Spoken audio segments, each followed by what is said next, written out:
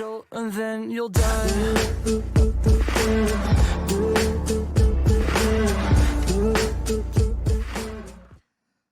Fala galera, tudo beleza com vocês? Tudo show de bola? Tudo tranquilo? Olha só, meu nome é Valderi, eu sou professor de matemática e física. Tá lembrado não? Não, nunca nem vi. E hoje vou estar gravando aqui a primeira videoaula de física da série Eu Tô Nem Aí. Olha só galera, essa série aí vai ter 10 aulas, vão ser 10 aulas, né, dos assuntos mais cobrados de física no Enem. Então a gente fez aqui uma playlist das 10 mais cobradas, né, 10 conteúdos mais cobrados, e hoje estaremos gravando a primeira videoaula dessa série. Hoje estaremos falando de cinemática, o que é que o Enem cobrou de cinemática e como é que a gente deve se comportar nessas questões de cinemática. Ou seja, o mínimo que eu tenho que saber para eu me dar bem nas questões de cinemática. Então o que que o Enem cobrou mesmo? Então isso aí vai ser a nossa primeira videoaula, certo? Então prepare o borrão, prepare aí a caneta, borrachazinha e tal, um caderninho para vocês ir anotando, galera. Vocês assistem essa videoaula fazendo as anotações necessárias, porque aí você não pode perder nada do que for dito aqui. Você preparar seu estudo aí de maneira correta assistindo videoaula, certo? Então apertem os cintos e vamos lá viajar nessa nossa primeira videoaula de física. Pronto, olha só. Vamos começar aqui falando, né, da nossa cinemática, né? A nossa primeira videoaula vai ser de cinemática. E quando se fala de cinemática, a gente pensa logo em quê? Em movimentos. Movimento uniformemente variado, né, e tal. Então, vamos falar desses movimentos, né? E como é que o Enem trabalhou essas questões envolvendo esses movimentos. Para a gente falar um pouquinho sobre movimento retilíneo uniforme, vamos só ter uma ideia do que é uma velocidade média. Questão lá que envolve velocidade média, que são questões que já caíram com uma certa frequência no Enem, né? Caíram mais questões nessa parte aí com relação ao movimento da parte cinemática. Então, para a gente entender o que é velocidade média, vamos entender aqui o que é velocidade média. Velocidade média. Pronto. Velocidade média. O que é velocidade média? É para você ter uma ideia, gente. Primeiro, que velocidade média não é uma velocidade constante, né? Não é uma velocidade constante, certo? É como se fosse a média de todas as velocidades. Para a gente fazer a média de todas essas velocidades do trajeto, né? Vamos imaginar aqui um trajeto aí, que um certo veículo vai sair da cidade A, para na cidade B, certo? Para na cidade B e chega lá na cidade C. O que é importante aqui observar, já que caiu em questão do Enem, né? E de outros vestibulares também, quem quer se preparar para os vestibulares tradicionais. Olha só, o que é importante eu saber com velocidade média? Gente, isso é muito importante, é uma pegadinha que muita gente já caiu. Ah, não, sério? Quando vai fazer velocidade média, você tem que levar em consideração todo o tempo que o objeto ou veículo passou trafegando. Aí você diz, não, mas se ele parar, por exemplo, na cidade B, ele parou para reabastecer, tomar um cafezinho e tal. Esse tempo também tem que ser levado em consideração, certo? Então, digamos, ele viajou aqui da cidade A para a cidade B e gastou 1 hora, né? Digamos que ele gastou aqui 1 hora de viagem. Pronto, gastou aqui 1 hora. Aí, lá na cidade B, ele passou 2 horas, né? 2 horas lá para abastecer, para se alimentar um pouco e tal, né? Isso, fazer uma descansadazinha. E aí pegou o trajeto agora de B até C e gastou mais 1 hora e meia, certo? Mais 1 hora e meia. Aí quando você vai calcular a velocidade média, você vai ter que pegar todo o espaço que você percorreu, certo?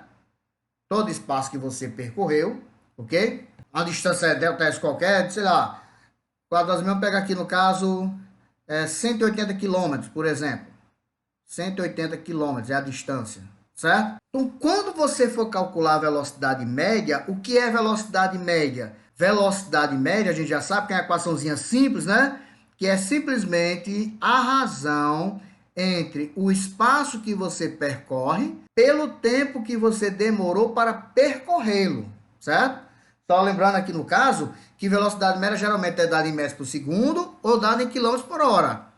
Então, se você estiver trabalhando, por exemplo, o tempo em segundos, a velocidade tem que aparecer em metros por segundo. Ah, mas a velocidade deu em quilômetros por hora. Aí você faz a transformação.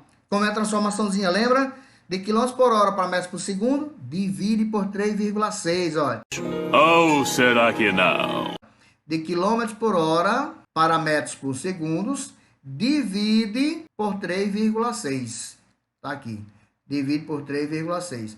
E de metros por segundo para quilômetros por hora, multiplica por 3,6. Pronto, para a transformaçãozinha, foi o caso, né? Então, aqui quando você for calcular a velocidade média, você tem que levar em consideração, nesse nosso exemplo, olha, o espaço que ele percorreu, que é todinho aqui 180 quilômetros, certo? E aí você vai dividir pelo tempo. Qual foi o tempo? O tempo que ele passou andando? Não! É todo o tempo, olha a dica aí, olha, para tudo. Quando for calcular o tempo de trajeto, se nesse intervalo aí tiver uma parada, né, parou para fazer alguma coisa, leve em consideração o tempo que ele parou. Portanto, o tempo vai ser 1 hora mais 2 horas. Vai dar o quê? Vai dar 3 horas, mais 1 hora e meia, dá 4 horas e meia, ou seja, 4,5 horas. Então, quando você for calcular a velocidade, você tem que fazer o quê? Usar todo o tempo, certo? É todo o tempo. Então, aqui, se eu for fazer o cálculo aqui, por exemplo, vai ficar o quê? Para tirar essa vírgula, vamos acrescentar um zero. Então, seria 180, acrescentando o zero, fica 1.800, dividido por 45, certo? Então, a gente vai. Se eu pegar aqui, 1.800, dividido por 45. 18 não dá, é menor. Então, vamos pegar logo 180. 180 por 45.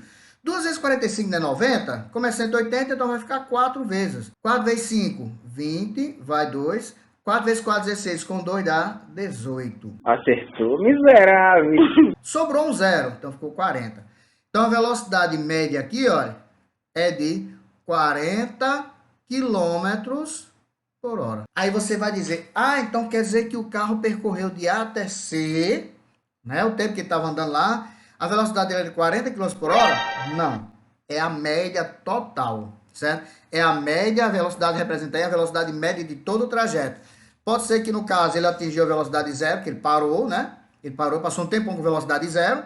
E depois, para ganhar tempo, ele acelerou, ultrapassou a velocidade 120, 140, eu não sei. Chama a polícia, chama a polícia.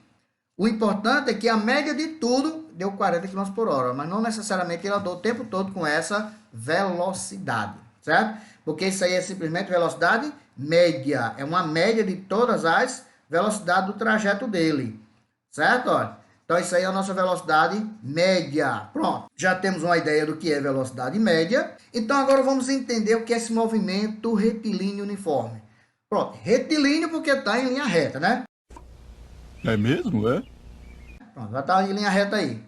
E o uniforme, o que quer dizer esse uniforme? Não sei. Vamos analisar nessa nossa imagem aí. Nós temos aqui um carrinho popular, né? Um carrinho bem bonitinho aqui, popular. E esse carro, ele está trafegando da direita para a esquerda aí no nosso vídeo, olha, da direita para a esquerda. Observe que eu coloquei aqui em destaque essa seta orientada para a esquerda. Gente, é muito importante, quando você estiver trabalhando essa parte de questão que envolve movimento, se ligue aí, ó. Questão que envolve movimento, o que é que eu tenho que saber? Cara, eu tenho que estar ligado na trajetória. Porque se um veículo estiver andando no sentido da trajetória, ele é progressivo, o movimento dele é progressivo. Aí a velocidade é positiva nas formulazinhas lá. Se ele estiver andando no sentido da trajetória, a velocidade dele, ó, é positiva. Agora, se ele andar no sentido contrário ao da trajetória, aí a velocidade dele é negativa. Então quer dizer, você está querendo me dizer que se eu estiver andando contrário à trajetória, o velocímetro vai estar com velocidade negativa? Não. Essa questão da velocidade negativa aí é só orientação para física mesmo, para a questão de orientação de trajetória, certo? O velocímetro está andando normal, está marcando normal, ok? Isso é só uma dica para quando você for trabalhar movimento, principalmente questão de lançamento ou na vertical, para você orientar o sinal da trajetória, muito importante. Então, observe o que está acontecendo com esse carrinho aí, para a gente entender, ó. Ele estava aqui no tempo zero, que foi medido, ele já vinha andando, já estava em movimento, né? Aí o cara vai começar, ligou o cronômetro agora, começou do zero, aí tá vendo que a velocidade do veículo aqui tá de 20 metros por segundo. Após andar 20 metros, aí o cara olhou um segundo depois, tava 20 metros por segundo ainda. Mais um segundo depois, né, que dá 2 segundos, continuava 20 metros por segundo. Ou seja, a distância era a mesma de um ponto para outro que ele mediu. E mais 20 metros depois ele andou, a velocidade continuava com 20 metros por segundo, ou seja, mais um segundo de diferença. Ou seja, a cada segundo, o espaço dele está aumentando de 20 metros, né? Olha, o espaço dele está percorrendo de 20 metros, de 20 em 20 metros a cada um segundo. Isso quer dizer o seguinte, que ele está mantendo a velocidade constante, galera. Olha, a velocidade é constante. Está aí o termo uniforme, olha. Uniforme está relacionado à velocidade constante. Então, ele está mantendo sempre a mesma velocidade. Então, quando você diz velocidade é 20 metros por segundo, o que quer dizer? Que a cada um segundo, ele percorre a distância de 20 metros. É o que está sendo mostrado aqui no nosso desenho. É verdade.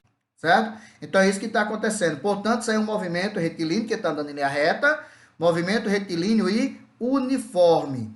Então, se é um movimento retilíneo uniforme, qual é a nossa preocupação? Então, a nossa maior preocupação é saber qual é a fórmula que vai usar, qual é a equação que vai usar, né? Primeira coisa, eu tenho que identificar numa teoria lá, na questão teórica, né? Sobre que tipo de movimento eu estou lendo ali, que tipo de movimento aquele probleminha está me trazendo. Aí você vai ao seguinte, gente. Se você for falar de movimento retilíneo uniforme, ou seja, o famoso MRU, movimento retilíneo uniforme, eu tenho que entender quais são as suas características. Quais são as características desse movimento? É que a velocidade é constante, certo? Para a velocidade ser constante, eu não posso nem acelerar ou desacelerar. Primeira, acelera muito.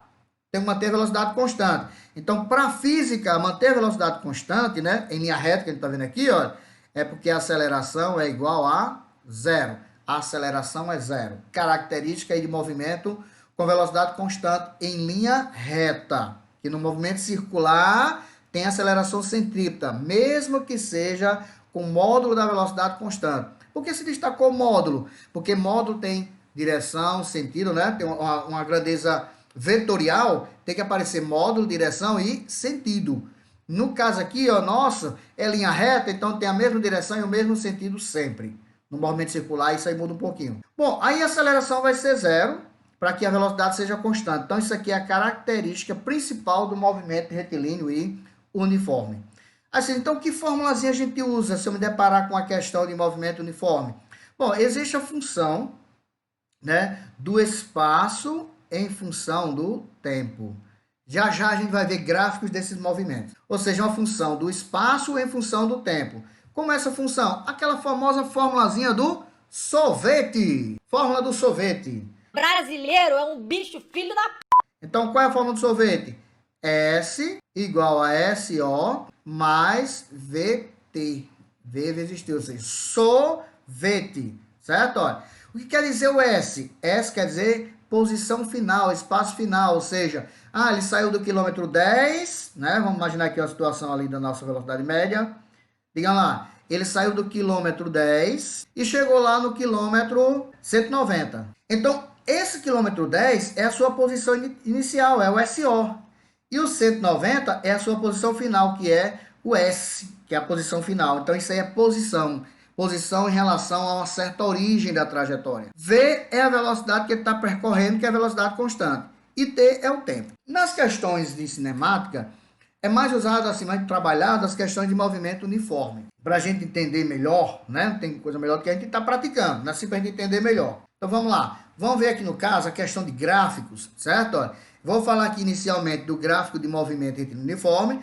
Depois a gente volta para o movimento uniformemente variado, que é para não misturar os dois. Olha só. Olha lá. Lá no movimento retilíneo uniforme, né, o MRU, a gente percebe que não tem aceleração. Então, quem vai determinar a inclinação do gráfico é a velocidade. Então, olha, velocidade positiva, o gráfico é crescente, olha. Ou seja, vai se afastando da origem, né, olha. Velocidade sendo positiva vai se afastando da origem. Por quê? Lembrando da trajetória lá, olha. Aqui é a origem. Como a velocidade é positiva, então é progressiva, ele vai se afastando da origem. É isso que quer dizer lá. E quando o gráfico é decrescente, é porque a velocidade é negativa. Quando a velocidade é negativa, ele é decrescente. Ou seja, vai se aproximando da origem. Ó. O tempo está passando e ele vai se aproximando da origem. Então, a parte mais importante do gráfico é a gente saber do que é que se trata. Aqui ele está falando de espaço em função do tempo. É a parte mais importante de um gráfico, certo? Na realidade, o gráfico mesmo é só essa parte em vermelho, olha. A parte em vermelho é que é o gráfico. Essa parte preta aqui representa o plano que você está trabalhando, né? Como se fosse o plano cartesiano, que é o x e y que a gente conhece. Então, aquele plano mesmo lá. Bom, e se o gráfico for velocidade em função do tempo? Aí a gente vem para cá. Velocidade não é constante? Como é o gráfico de uma função constante? É um gráfico na horizontal. O gráfico da função constante é um gráfico na horizontal. Como é o caso aqui, olha. A velocidade do gráfico, né? Velocidade do veículo qualquer lá, velocidade V, olha, ela se mantém constante. O tempo está passando, olha, tempo 1, tempo 2, tempo 3, tempo 4, e a velocidade continua a mesma, olha, sempre a mesma velocidade, olha. O tempo passa e a velocidade continua a mesma. A mesma coisa acontece aqui, olha, só que aqui a velocidade é negativa. É quando ele está andando no sentido contrário ao da trajetória, aí a velocidade é negativa. Mas é o mesmo esquema, olha, o tempo 1, tempo 2, tempo 3, tempo 4, certo? Então aqui a velocidade é negativa, então o gráfico fica abaixo do eixo horizontal. Ó. Essa parte azul é o nosso gráfico. Aí você vai perguntar, o que a gente pode calcular num gráfico como esse? Eu não te perguntei. Ninguém te perguntou. Pronto, gente, essa é a parte mais importante mesmo aqui, ó. Quando você tiver gráfico da velocidade em função do tempo, a área destinada pelo gráfico, ou seja, a área feita pelo gráfico no tempo que você quer, né? Se você quisesse, do tempo 1 até o tempo 3, então a área seria essa região aqui, ó. Essa regiãozinha aqui, ó.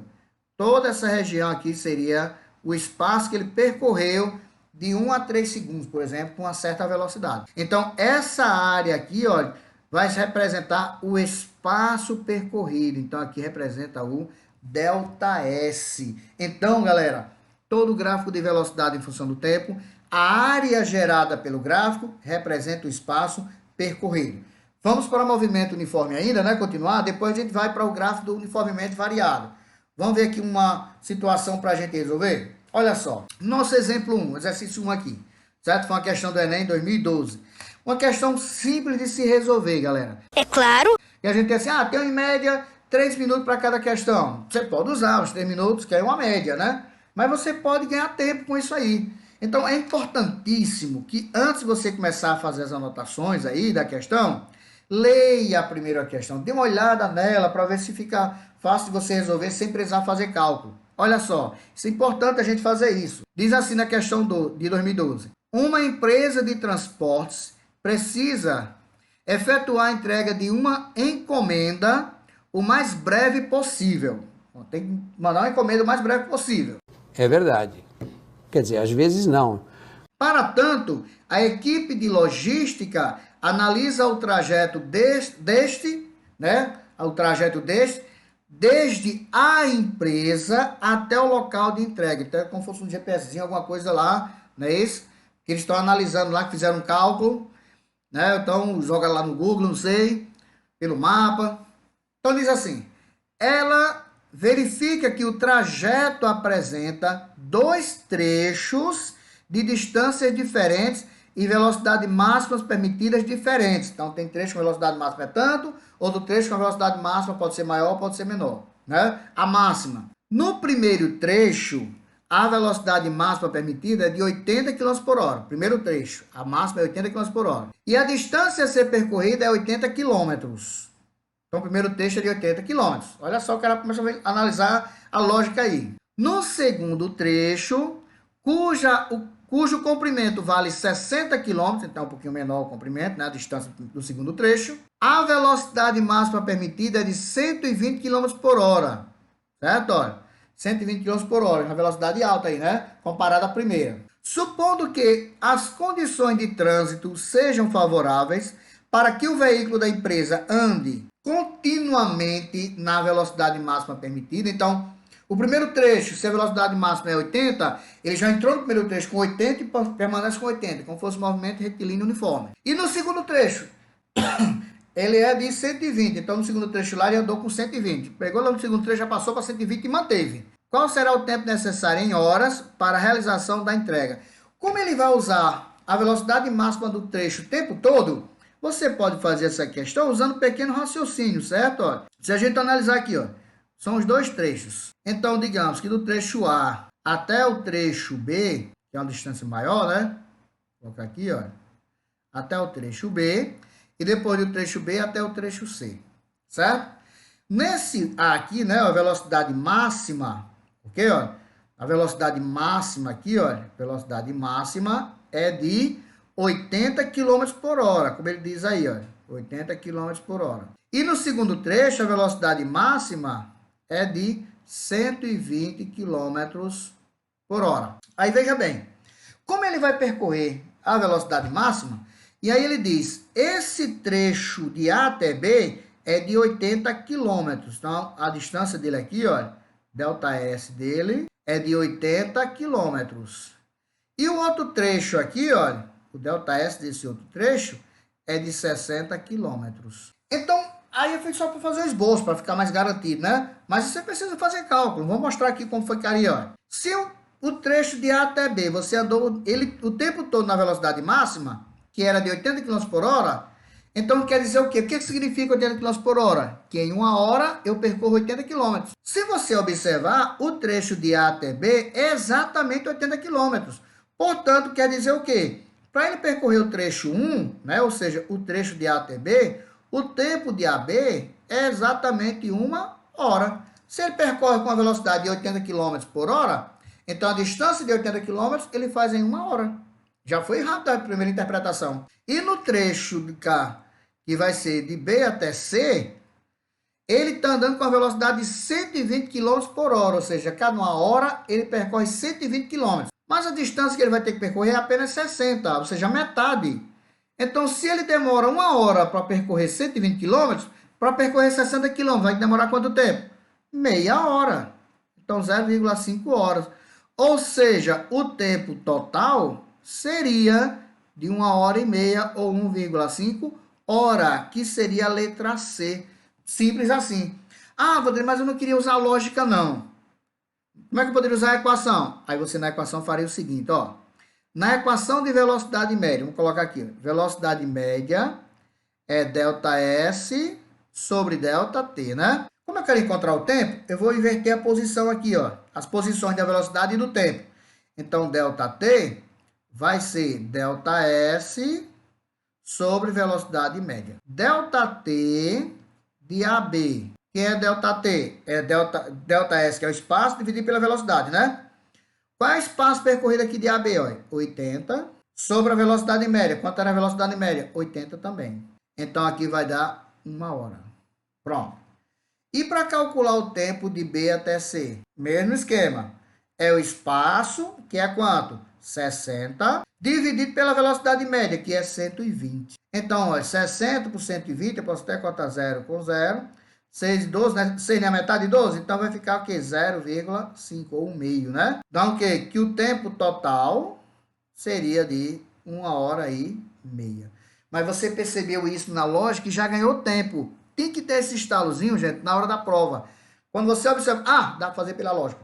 Ganhe tempo, certo? Sempre faça isso. Leia com calma, se você vai perceber que é uma lógica, leia com calma para acabar não cometendo nenhum erro. Beleza? Aí agora o outro movimento, certo? Aí, antes da gente falar de movimento retilíneo uniformemente variado, vamos falar aqui um pouquinho de aceleração média, certo? Olha, aceleração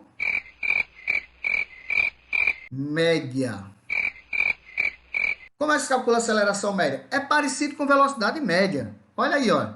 Simples assim, ó. Aceleração média, certo? Aceleração média seria a razão entre a velocidade percorrida, ou seja, variação da velocidade pelo intervalo de tempo, certo? Então, o tempo que você demora para variar a velocidade, você acelerando, certo? Então, você lá, a velocidade variou, ou seja, a velocidade variando, se a velocidade já aumentou ou diminuiu, já é um movimento variado, certo? Então, quando vai calcular a aceleração média, você vai pegar a variação da velocidade pela variação do tempo. Por exemplo, se eu digo assim, que um determinado veículo está com aceleração de 3 metros por segundo ao quadrado, que é a equação aí no caso, aliás, a unidade de aceleração é metro por segundo ao quadrado, quilômetros por hora ao quadrado. O que quer dizer esse 3 metros por segundo ao quadrado? Quer dizer o seguinte, que a cada segundo, a velocidade varia de 3 metros por segundo. Por isso que é o segundo ao quadrado, certo? É isso que quer dizer, no caso, essa nossa aceleração, certo? Tá vendo, gente, que são dicas bem legais e que não tá difícil isso aqui, né? Muito legal, né? Ou seja, essa aula tá ficando ótima. Vocês vão gostar muito dessa aula mesmo. Glória a Deus. Vamos lá. Então, vamos ver aqui no caso, como seria esse movimento retilíneo uniforme, né? Características e tal. Movimento retilíneo uniformemente variado. A característica, vamos recapitular aqui, a característica do movimento retilíneo uniforme seria quem? Movimento retilíneo uniforme, a característica era que a velocidade era constante e que a aceleração era zero. Aqui não, olha. O que está acontecendo nesse nosso desenhozinho aqui? O que a gente está percebendo nesses nossos carrinhos? Porque quando o cara começou a medir o tempo, né, no tempo zero, a velocidade do carrinho era 10 metros por segundo. De repente, um segundo depois, já estava de 20 metros por segundo a velocidade. E aí você está percebendo que a distância está aumentando, porque o tempo está sendo o mesmo, mas a velocidade está aumentando, olha. Certo? Então, o tempo está passando de 1 em 1 segundo, mas a velocidade está aumentando aqui, olha. Então, mais um segundo, ou seja, depois de 2 segundos para 3 segundos, a velocidade agora já é 40 metros por segundo. Isso quer dizer o seguinte, alguma coisa aqui está sendo constante, ou seja, porque tem um termo uniforme. O que é uniforme aqui? Né? Ah, meu Deus do céu, Berg. Meu Deus do céu. Eita. O que é uniforme? É a aceleração. A aceleração não está mudando, gente. Olha, daqui no caso de 0 segundo para 1 segundo, a variação é 1, né? Então, de 10 metros por segundo para 20 metros por segundo foi 10. De 1 segundo para 2 segundos é 1 segundo de tempo, né? A velocidade variou de 30 menos 20, 10. Ó. Estamos usando essa equação aqui. Ó. Estamos usando a equação da aceleração média. Variação da velocidade pela variação do tempo. Então, está mantendo constante a velocidade, aliás, a aceleração. Logo, a característica desse movimento, qual vai ser? Velocidade variável, aceleração constante, certo? Olha, aceleração constante. No movimento uniforme, a aceleração era nula, né? Era zero. É nesse movimento, nós temos também funções horárias. Nós temos aqui, olha, função do espaço em função do tempo. Lá no movimento uniforme, era do sorvete, né? Aqui a gente vai chamar do sorvetão. Boiola. Por que sorvetão? Porque ela é maior, certo? Ela pega mais dados aí do nosso movimento. Então, olha, vai ser igual S igual a SO, que é o espaço inicial, mais VOT, ou seja, VO é a velocidade inicial vezes o tempo, mais AT ao quadrado sobre 2. Essa parte dessa função aqui, gente, é mais usada em movimento de queda livre. Aí você já utiliza o quê? Que velocidade inicial é zero, que é queda. Fica só esse trecho para trabalhar, certo? Mas aí no caso queda livre, uma questão simples para trabalhar de queda livre. Dê uma olhada, né? Essas partes dos conteúdos que não vou trabalhar nessas 10 videoaulas, vão aparecer em pequenos videozinhos, né? De flash de conteúdos, né? De bizu, de macetezinho para vocês. Outra função que nós temos é da velocidade em função do tempo. Que a velocidade em função do tempo é aquela V igual a VO mais AT. Pronto. Essa equação aí é a equação da velocidade em função do tempo. Ou seja, a função da velocidade em função do tempo. Essa aqui é a mais completa. Pega todas as grandezas dessa parte aí de movimento. Mas nós temos também uma equação, certo? Uma equação aqui, conhecida como equação de Torricelli ou equação de Torricelli, né? Que alguns chamam, certo? Olha, essa não é função, essa é uma equação de Torricelli. Pronto, não sei se é I ou Y, mas tá bom. Agora o seguinte, como essa equação de Torricelli? Essa equação de Torricelli não usa o tempo. Quando você não precisar usar o tempo, você usa essa equação. Que essa equação vai ser V ao quadrado é igual a VO ao quadrado mais 2 vezes A, que é a aceleração, vezes ΔS. Pronto, essa equação eu uso ela quando não preciso trabalhar com o tempo. Nas questões é mais comum trabalhar com essa aqui, essas questões que vai dizer, um trem vai parar na estação, ou um carro vai frear, certo? Um avião vai pousar, ou o avião vai decolar. Então usa muito esse tipo de equação aí de Torricelli. Beleza? Vamos ver a interpretação disso em gráficos, para a gente passar por um exemplo? Olha só, no caso do gráfico, a gente vai vir aqui, ó. Movimento retilíneo uniformemente variado, né? Aí, para aquela equação do espaço e função do tempo, ó, essa daqui do sorvetão, ó, S igual a SO mais VOT, tá aqui, né? Mais VOT, tá? Mais VOT, mais AT ao quadrado sobre 2. Pronto. Essa equação gera esses gráficos aqui, olha. Porque é uma equação do segundo grau, né? A função aqui do segundo grau. Então, o gráfico tem que ser uma parábola. Então, se o valor da aceleração for positivo, olha, a parábola tem concavidade para cima. Se a aceleração for negativa, a parábola tem concavidade para baixo. Certo? Isso é mais a questão de interpretação da parábola. Já na segundo tipo de gráfico, a equação aqui no caso, a função seria V igual a VO mais AT. Ou seja, função do primeiro grau. Se a função é do primeiro grau, o gráfico tem que ser reto. Certo? O gráfico tem que ser uma reta. Pausa para água, né? Para hidratar um pouquinho.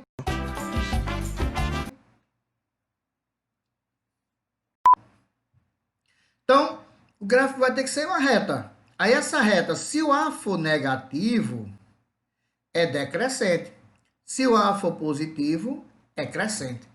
Agora um detalhe importante vocês frisar isso aqui, galera. Ó, esse ponto é o ponto em que o gráfico aí, no caso, mostra que o movimento lá mudou de sentido. Aí você diz, não, mas eu não estou vendo o gráfico mudar de sentido, tá? É uma linha reta ainda. É não, galera, porque nesse trecho aqui, ó, a velocidade é positiva, ó, nesse trecho de cima. Mas no trecho lá de baixo, a velocidade já é negativa. Está aqui abaixo, a parte negativa. Então, velocidade positiva não está no sentido da trajetória? Velocidade negativa está no sentido contrário. Então, nesse tempo que ele passou aqui, olha, certo? Nesse tempo aqui, ele mudou de sentido. A mesma coisa acontece aqui, olha. Antes ele estava com velocidade negativa, ou seja, contra a trajetória, né? E aqui em cima ele já está com velocidade positiva, olha. Então, ele mudou de sentido quando passou nesse tempo aqui, certo? Então, nesse ponto que ele toca o eixo do tempo, ele mudou de sentido, beleza? Aí você diz, mas aqui calcula alguma coisa? Do mesmo esquema que vocês viram lá na parte de movimento uniforme. O gráfico da velocidade em função do tempo, a área gerada por ele, olha, a área que ele vai gerar, isso aqui representa, no caso, o espaço percorrido. Sempre que for gráfico da velocidade em função do tempo, vai mostrar o espaço percorrido. Aí o gráfico da aceleração, porque no movimento uniforme não tem. Por quê? Porque a aceleração lá é zero. Aí aqui, olha, se ela for positiva, porque a aceleração é constante nesse movimento uniformemente variado, não é a característica dele, então a aceleração constante, se ela for positiva, ela fica acima, olha. O gráfico é essa parte vermelha, ficou acima do tempo. E se a aceleração for negativa, olha, aceleração negativa, então aqui no caso, o gráfico fica abaixo do tempo, do eixo do tempo. Não é muito prático essa parte de aceleração não, mas se pedir, né, de repente cai um e você está preparado, se você calcular a área determinada pela questão em um certo tempo qualquer, então a área aqui, gente, da aceleração em função do tempo, representa a velocidade, certo? Olha, porque lembra, a aceleração média é ΔV sobre ΔT, então é velocidade pelo tempo, certo? Então a área aqui representaria a velocidade. Mesmo esquema no outro gráfico lá, certo? Então, essa parte de gráfico é muito importante você distinguir se é gráfico do primeiro grau ou se é gráfico do segundo grau. Como é a diferença? Primeiro grau, reta. Segundo grau, curva, né? Ou com cavidade para cima ou com cavidade para baixo. Isso aí a gente analisa na situação da aceleração, se ela vai ser positiva ou negativa. Gente, lembre-se, quando for estudar alguma coisa de gráfico, ou analisar alguma coisa de gráfico, veja do que se trata. Se é espaço em função do tempo, se é velocidade em função do tempo, certo? O importante é que se você se preparar a observar esse tipo de gráfico, você vai olhar para frente e diz, eu tô nem aí. Né, galera? Eu tô nem aí, galera. Só fazer isso. Você vai estar se preparando para se dar bem na prova do Enem. Então, vamos passar aqui para um próximo exemplo. Olha só o exemplo aí dessa parte do movimento uniformemente variado. O que é que diz? Ó, vamos ler aqui o que diz o trecho da questão.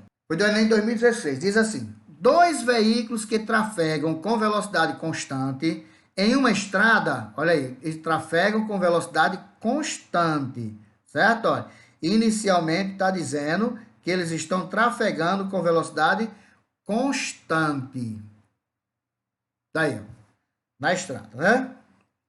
Aí diz, na mesma direção e sentido. Então, os dois estão com o mesmo sentido. Aí, vamos colocar um sentido só para os dois. Então, deixa positivo na direção, no sentido que eles estão andando. Devem manter entre si uma distância mínima, claro, para evitar a colisão, né? Isso porque o movimento de um veículo, até que ele pare totalmente, ocorre em duas etapas. A partir do momento em que o motorista detecta um problema que existe, né? Aí ele fala o quê? Que exige uma freada brusca do motorista. Né?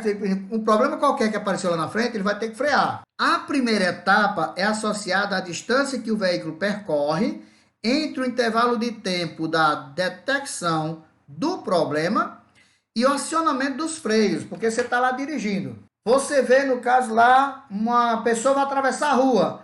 Aí você o quê? Você, para pensar que você vai tirar o pé do acelerador para apertar o freio, requer um certo tempo. Então, daqui que você percebeu o problema, tira o pé do acelerador e aperta o freio, o carro está andando ainda. Então, ele vai andar uma certa distância com a velocidade constante, como ele frisou lá em cima, olha, que ele vinha com velocidade constante. Já a segunda, né, que é a segunda parte aí do processo dele, já a segunda se relaciona com a distância que o automóvel percorre enquanto os freios agem com desaceleração, olha. Olha o que ele está dizendo aqui, olha. Com desaceleração constante. Então, o primeiro tempo que você está vendo aí, né, do problema que você viu, você detectou o problema, o carro está andando ainda, você vai tirar o pé do acelerador e colocar no freio. Então, o carro vai andar ainda com velocidade constante. Quando você pisa no freio, aí o carro começa a diminuir a velocidade, ou seja, vai desacelerando de forma constante, até parar. Pronto. É isso que ele está destacando aí. Aí ele vai dizer assim, considerando a situação descrita, qual esboço gráfico representa a velocidade do automóvel em relação à distância percorrida até parar totalmente? Galera, esse tipo de questão assim, né?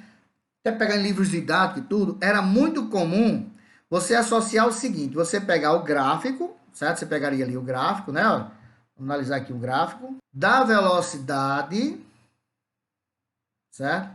Da velocidade em função do tempo. O que seria pensar? O gráfico da velocidade em função do tempo. Que no primeiro momento que ele observou lá o obstáculo, né? Algum problema na frente, e ele detectou o perigo, e vai pisar no freio, ele anda um certo tempo com velocidade constante. Não é isso? Ele vai dar um certo tempo com velocidade constante. Certo? Aí depois ele diz que ele desacelera. Se ele desacelera, a velocidade vai diminuindo até chegar em zero. Então faria isso aqui, ó. Ok? Pronto. Se for velocidade em função do tempo, o gráfico seria esse. Aí o que acontece? O aluno é acostumado a ver esse tipo de gráfico nas questões de livro, né? Dos exercícios mais comuns. E aí ele já corria aqui para a questão na letra B. Aí o cara ficava logo aqui, ó, ligado na letra B, ó. Ficava ligado aqui na letra B. Já marcava a letra B, só que preste atenção. O que foi que eu falei a vocês no início com relação a gráficos? Que eu disse, preste atenção. O gráfico a gente está falando de quem? Velocidade em função do tempo. Se fosse velocidade em função do tempo, esse seria o gráfico. Gente, o gráfico aqui está falando de velocidade em função da distância e não do tempo. Então, já não seria essa alternativa. E todas as alternativas estão mostrando velocidade em função da distância. Então, vamos ter outro pensamento. Então, qual é o outro pensamento? Então, agora aqui no caso, vou apagar esse trecho e apagar o que nós temos aqui, ó. Não é mais tempo ali. O que ele está trabalhando ali é distância. Então, vai ser o D. Agora, veja bem, não é comum isso aqui. Então, isso aqui pegou muita gente, né? Surpresa. Muita gente perdeu essa questão. Porque ele está falando velocidade em função da distância. Ou seja, não tem o tempo. Eu não vou usar o tempo. Mas eu dei uma dica a vocês. essa equação Torricelli não usa o tempo. Quando você não precisar usar o tempo, você usa essa equação. Quando não precisa usar o tempo, qual é a equação que a gente usa? A equação de Torricelli, ou Torricelli, né? Ou seja, que a velocidade ao quadrado é igual a VO ao quadrado mais 2 vezes A vezes ΔS.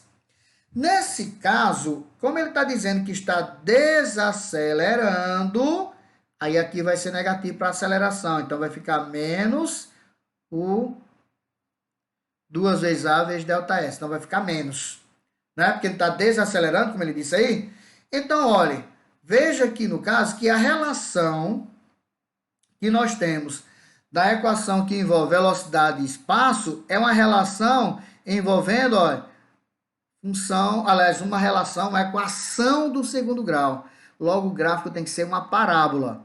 Como está desacelerando, que a gente vai considerar a aceleração sendo negativa, que ele está desacelerando, né? Está diminuindo a distância, não é isso?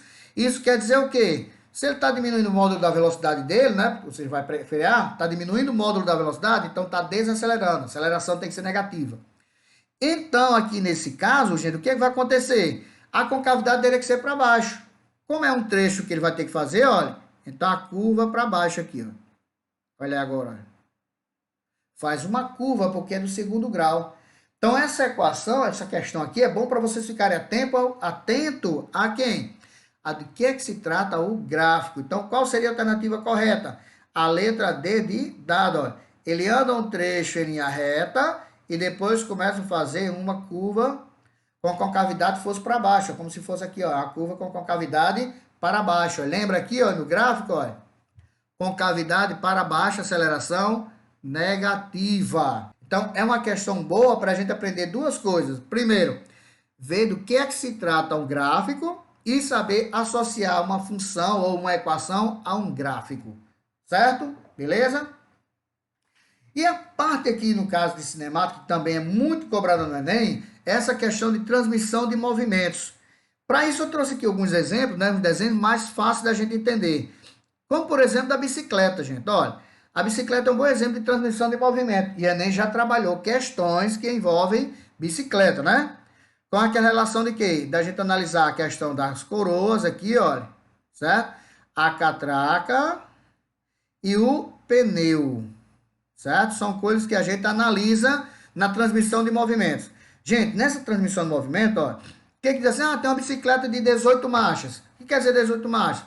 Porque aqui tem 3 coroas, certo? E 6 catracas. 3 vezes 6 dá 18. Por que 18 marchas? Porque cada coroa pode trabalhar com qualquer uma das 6 catracas. Então, 3 vezes 6 dá 18, certo? Mas o importante da transmissão de movimento é você analisar se é movimento por corrente, como é o caso aqui, por correia, né? Ou se é por eixo, para ter no mesmo eixo, olha. Ou se é eixos diferentes, que a gente chama de excêntricos.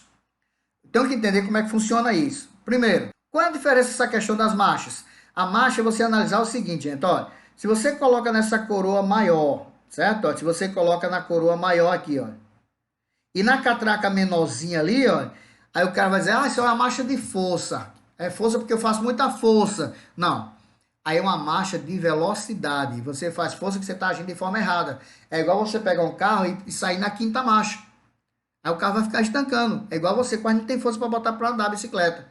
Porque quando a coroa é maior e a catraca é menor, por que é de velocidade?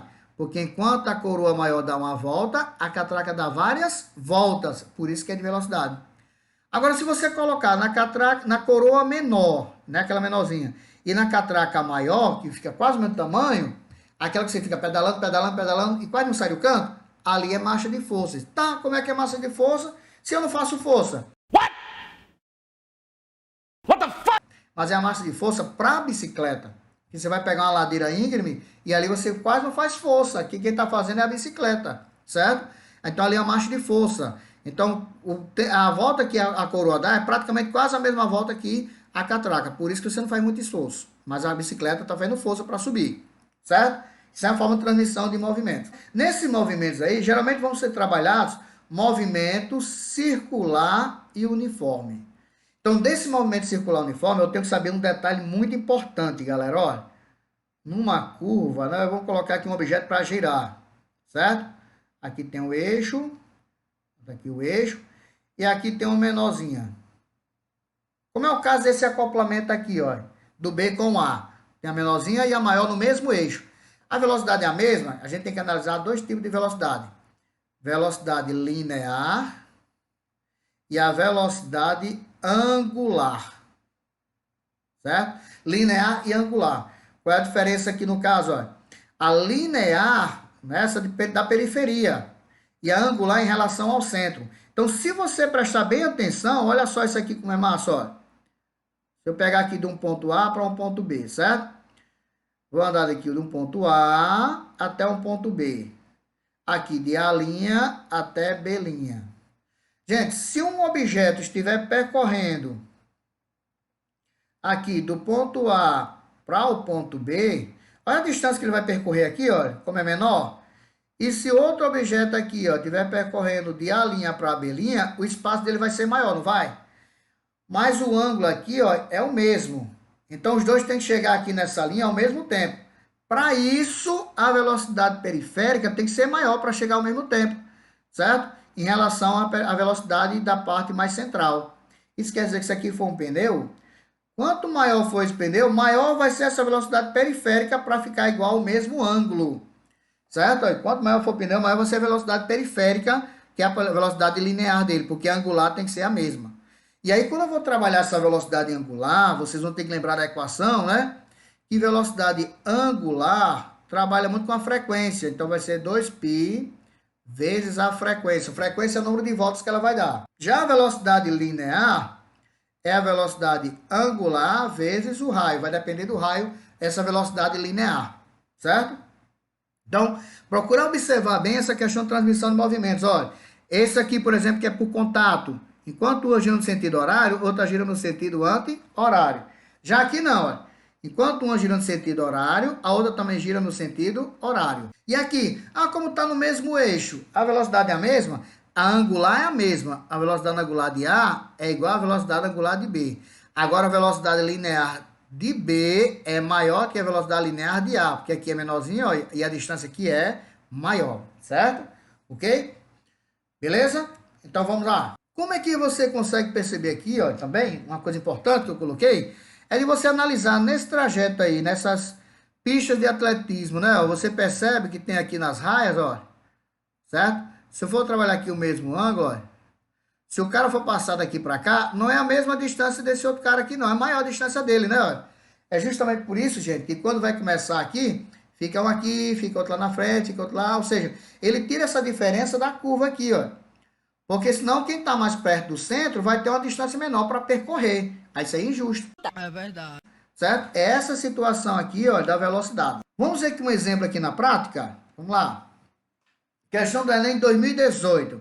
Olha que questão interessante. Ó, do Enem 2018. Diz assim. Visando a melhoria estética de um veículo, o vendedor de uma loja sugere ao consumidor que ele troque as rodas do seu automóvel de aro 15 polegadas para o aro 17 polegadas. É aquele boy, né? Quer impressionar a gatinha, né? A mina.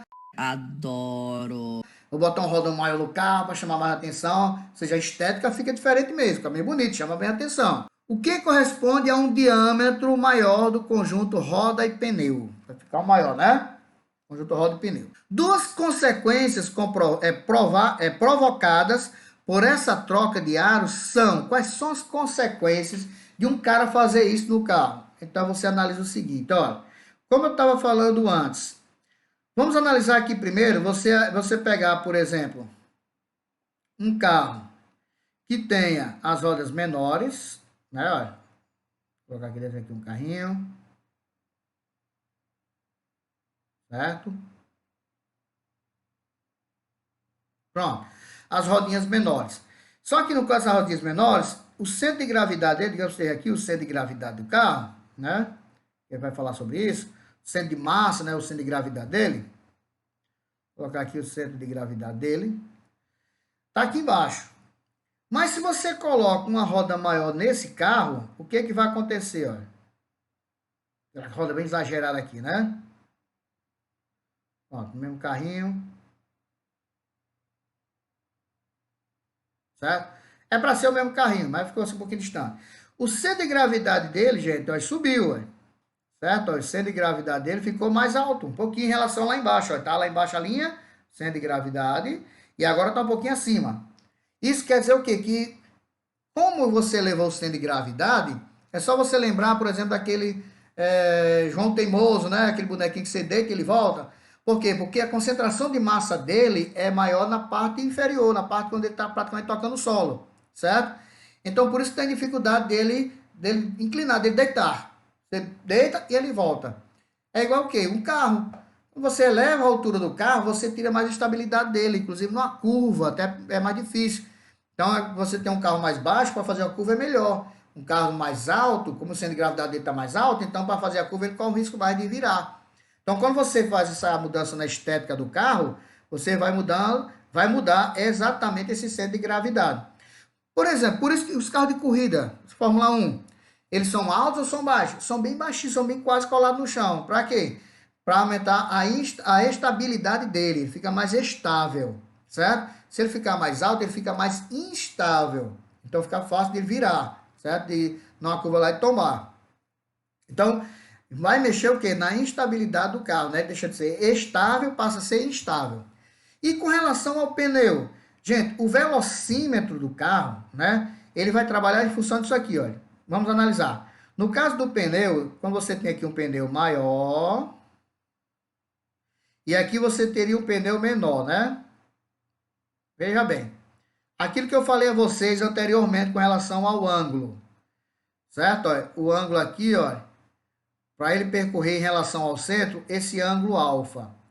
Então, essa parte aqui, olha, vai percorrer uma distância menor, ou seja, quanto mais perto aqui do centro, a distância é menor, ou seja, o pneu menorzinho aqui, ele tem uma distância menor para fazer esse arco.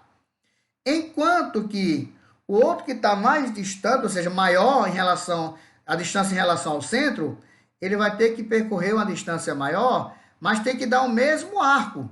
Para isso, ele vai ter que ser mais rápido nessa posição aqui, ó, nessa periferia do pneu, ou seja, na parte mais distante. Então, quer dizer o quê? Quer dizer que quando o fabricante vai medir lá, calcular a velocidade do veículo, certo? Ele vai se basear na equação, né, que nós vimos há pouco tempo, da velocidade linear, é a angular vezes o raio. A angular, a gente percebe que ela é constante, porque o ângulo é o mesmo, olha, certo? Então, o que vai acontecer? A velocidade linear vai ficar diretamente proporcional ao raio. Então, se o raio aumenta, a velocidade aumenta. Mas como você está mudando de 15 para 17, a diferença é pouco, mas tem diferença. Porque quando ele foi calcular lá, ele só calculou a velocidade angular. Então, é o número de giros que ele conta, né? Porque a velocidade angular, a gente sabe que depende da frequência, né? 2πf. Então, depende da frequência. O número de giros vai ser o mesmo. Mas, em compensação, a parte periférica da roda vai ser que ser mais rápido, porque ela está mais distante do centro. Logo, lá no velocímetro, ele estaria marcando o mesmo, certo? Mas o automóvel está andando com uma velocidade maior. Por quê? Porque, no caso, o pneu foi maior e, em relação à periferia do pneu, a velocidade dele tem que ser maior para dar aquela volta todinha que ele está maior. O pneu é maior do que ele é antes. Isso quer dizer o seguinte, se você for passar pelo limite de velocidade no redutor, né, no semáforo lá, não é isso? Num pardal que a gente chama. Aí o cara lá vai passar com 80. Vou cravar 80 aqui, mas modifiquei a roda, botei maior. Só que no velocímetro ele vai medir 80, mas o veículo lá vai ser captado acima de 80, porque você está com a roda maior. Então, lá na parte do pneu, o carro está andando mais rápido do que o que está sendo mostrado no velocímetro. Portanto, a nossa questão aí, ele queria saber o que é que alterava. Olha. Duas consequências provocadas por essa troca de aros são, letra A, elevar a posição do centro de massa do veículo, tornando-o mais instável, né? Olha, instável, ele era mais estável quando era mais baixo, agora ficou mais instável. E aumentar a velocidade do automóvel em relação à indicada no velocímetro. Olha. A velocidade do automóvel aumenta, não é isso? A velocidade do automóvel em relação ao velocímetro. Alternativa A é a alternativa correta, galera. Certo? Porque quando você coloca o pneu maior, o carro fica mais alto. Então, na letra B dizia, baixar a posição do centro de massa. Não, o centro de massa dele ficou mais alto. Letra C, elevar a posição do centro de massa, certo? E o veículo torna-se mais estável, instável. Letra D, abaixar a posição do centro de massa. Não, abaixar não, elevar. Letra E, elevar a posição do centro de massa, beleza? Do veículo, tornando mais estável. Estável não, instável. Ele vai ficar mais sujeito a virar ou perder a estabilidade do veículo. Certo? Então, bem fácil, né, galera? Então, ligar nisso aí. Aqueles caras que gostam, o carro é bonitão e tal. Se liga nesse detalhe, viu, gente? Se liga nesse detalhe aí, que é muito importante para vocês, ok? Então, são dicas importantes. Vocês vão fazer isso, vão ter que fazer o quê?